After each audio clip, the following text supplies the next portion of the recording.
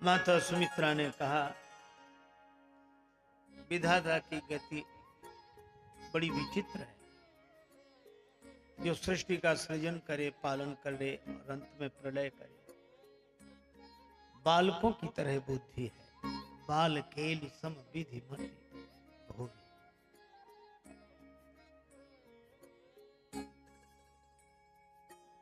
देखो, निसंदेह रूप से जो इस क्रम को स्वीकार करते हैं वे संसार के नियमों का पालन करते हुए भव सिंधु से पार होते हैं।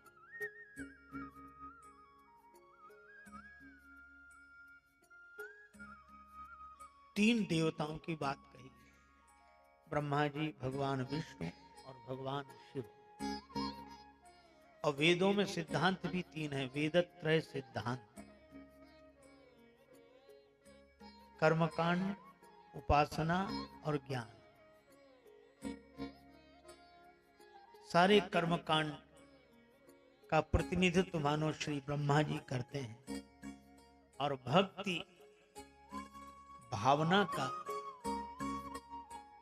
समाधान भगवान विष्णु करते हैं और ज्ञान निष्ठा का आदर भगवान शिव में दिखाई देता है। और कितनी अद्भुत बात है, किसी भी कार्य का जन्म कर्म से, उसका पालन प्रेम से और उसका संहार विचार से। तीनों की आवश्यकता है, कर्म की भी, उपासना की भी और ज्ञान की। यही महाराज श्री दशरथ जी के तीन विवाह हैं।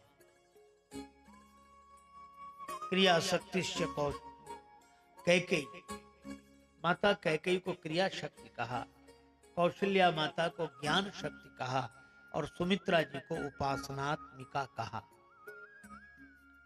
इन तीनों से विवाह करने के बाद सद्गुरु कृपा हुई, गुरुदेव वशिष्ठ जी की कृपा।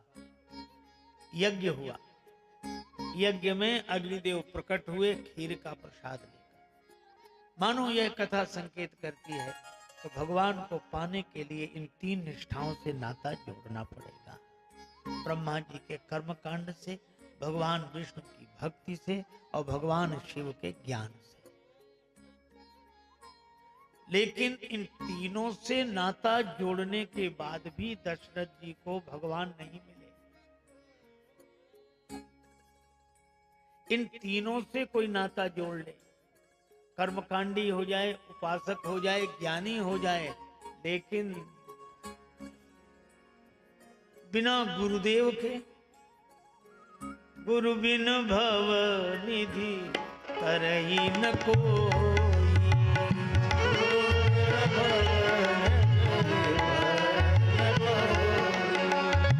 जो विरंची शंकर सम होई।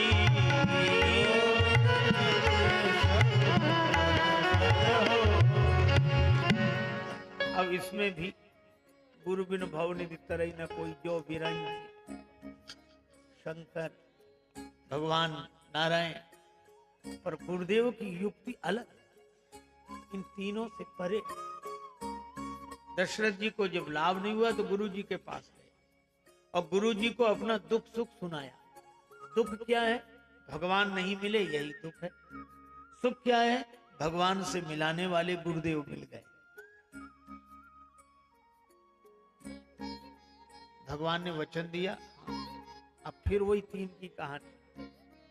भगवान ने एक बार नहीं, तीन बार वचन दिया, सत्य सत्य पन सत्य हमारा।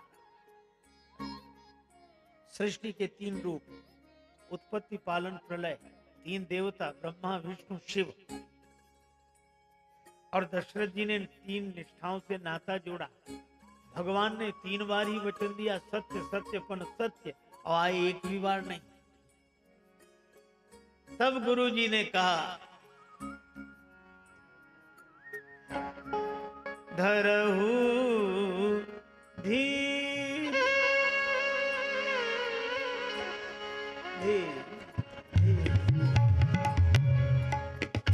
हे राम, धरहु होई है सुत चारी।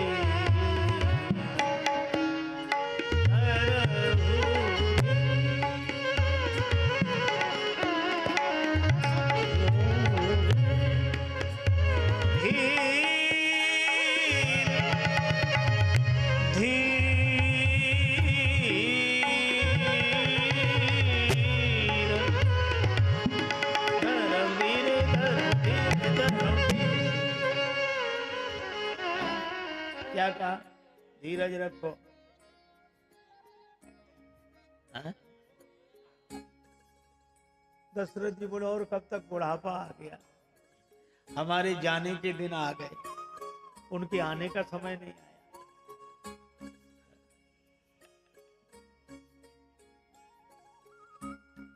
गुरुजी बोले चिंता मत कर, भगवान ने 3 बार वचन देकर आने का प्रयास नहीं किया, अब मैं वचन देता हूं उनको, तुम्हारा चौथापन आया, भगवान को भी 4 रूपों में आना पड़ेगा। धरो धीर होई हैं सुत 4। अब बोलो ये कोई नियम है? पर आप तो वाक्यम प्रमाणम, गुरुदेव के वचन पर विश्वास।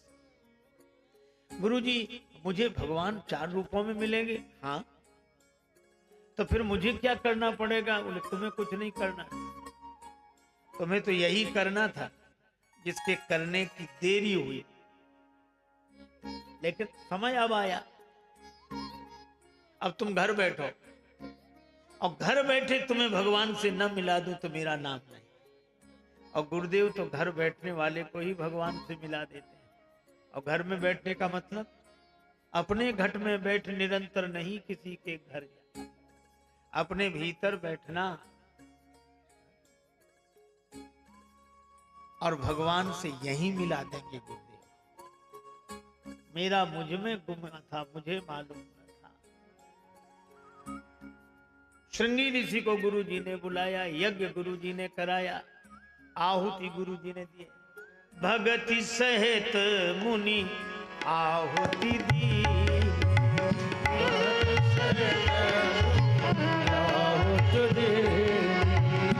प्रगटे अग्नि चरु कर लीने,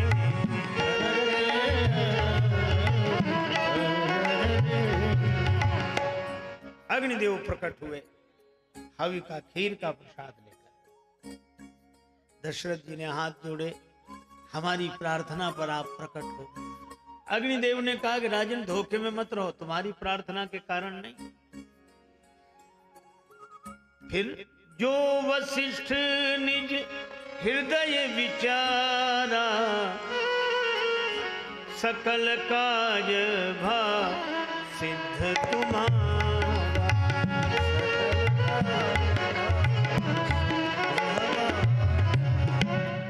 जो वशिष्ठ जी ने सोचा, अर्थात संकल्प सदगुरु का और कल्याण शिष्य का। अच्छा यह भी देखो, गुरु अग्निदेव ने कहा इस हवि का, इस खीर का वितरण कर दो।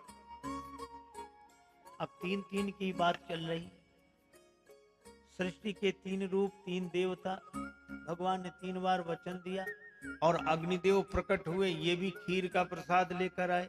और खीर में और चीजें मिले तो मिले, पर 3 चीजें मुख्य, इसमें भी 3 ही, दूध, चावल और चीनी।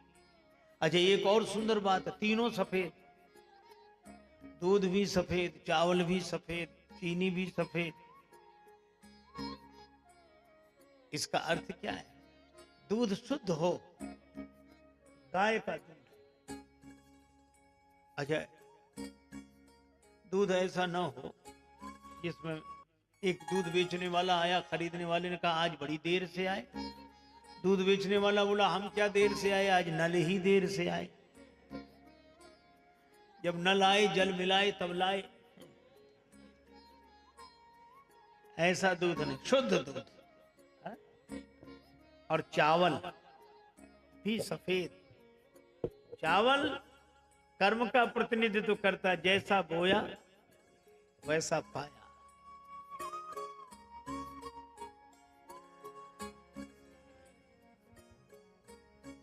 जैसा हम बोते हैं वैसा ही फल मिलता है। शुद्ध कर्म, शुद्ध कर्म धर्म का स्वरूप। लेकिन एक बात है, खीर में कितना ही बढ़िया दूध हो और कितनी उत्तम चावल हो, पर शर्करा चीनी न मिली हो, स्वाद आ ही नहीं सकता। चीनी के बिना खीर मीठी नहीं हो सकती। इसी तरह ज्ञान कितना भी उत्तम हो, कर्म कितना भी उच्च कोटि का हो, पर बिना भक्ति के जिंदगी कभी मीठी नहीं हो सकती। अच्छा, शर्करा की एक विशेषता है, खीर में ढूंढो तो मिलेगी नहीं, वो ऐसी मिल जाती है, पकड़ने में नहीं आती, पर दूध को चावल को मीठा कर देती है।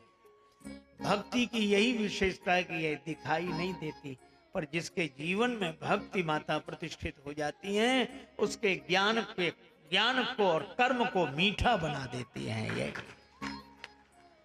और इस खीर को जो पान कर ले, अपने भीतर उतार ले, उसी के भीतर से भगवान प्रकट हो जाते हैं। यह श्री राम। तो यह नियम तो यही है क्रम से। अच्छा, इसीलिए भगवान भी प्रकट कब हुए? चैत्र में। चैत्र में हुए ना। नवमी तिथि मधुमास पुनीता, नवमी तिथि मधुमास पुनीता, शुक्ल पक्ष अभिजित हरि प्रीता,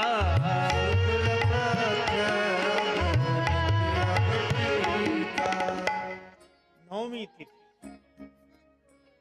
मधुमास चैत्र। चैत्र में क्यों?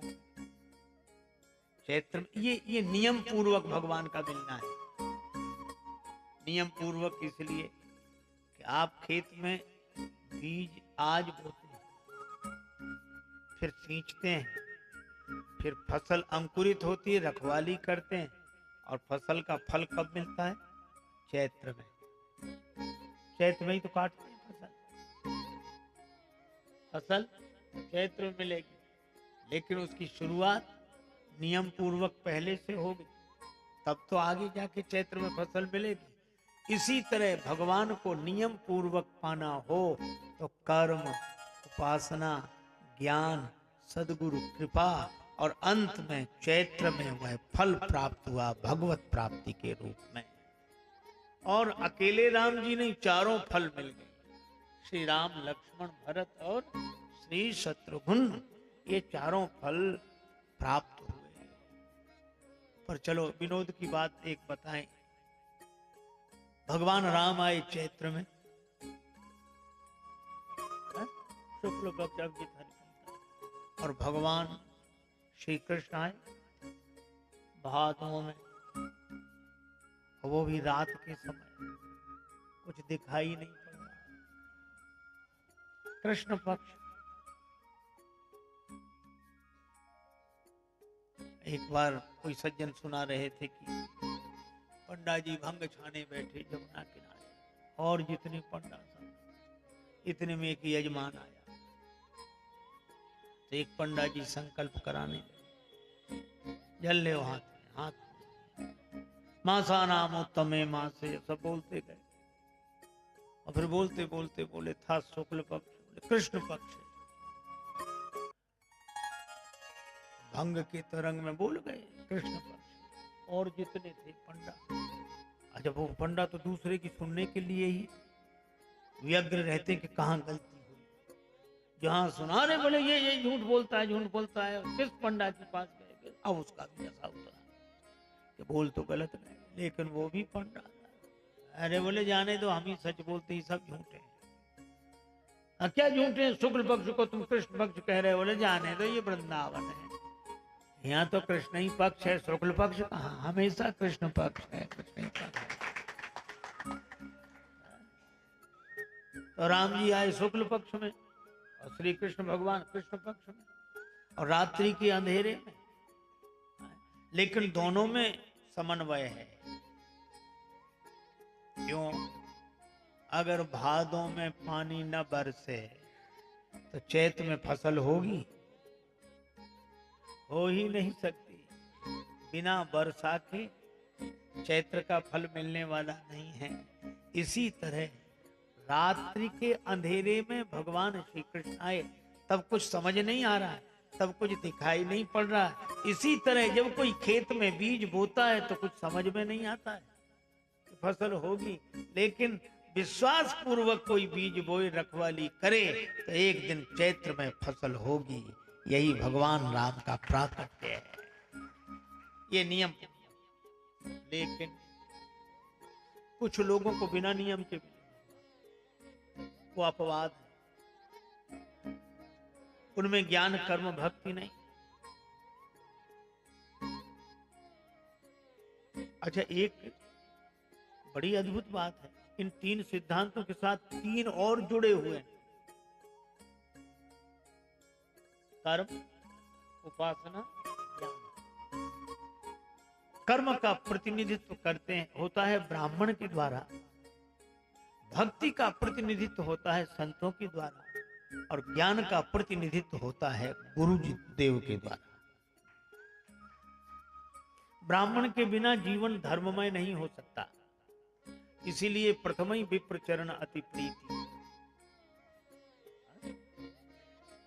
प्रणवो प्रथम महीसुर चरणा। अच्छा, इसीलिए प्रताप भानु का प्रसंग है। ब्राह्मणों के अनुसार चलते तो जीवन राममय हो जाता, पर ब्राह्मणों को अपने अनुसार चलाने की चेष्टा की तो रावणत्व आ गया जीवन में। यह है कर्म का नियम बदलने का दुष्परिणाम। लेकिन भक्ति के क्षेत्र में वहां ब्राह्मण की नहीं, वहां संत की महिमा है। असमम भगति सुगम सुखदाई, सो बिनु संत न काहू।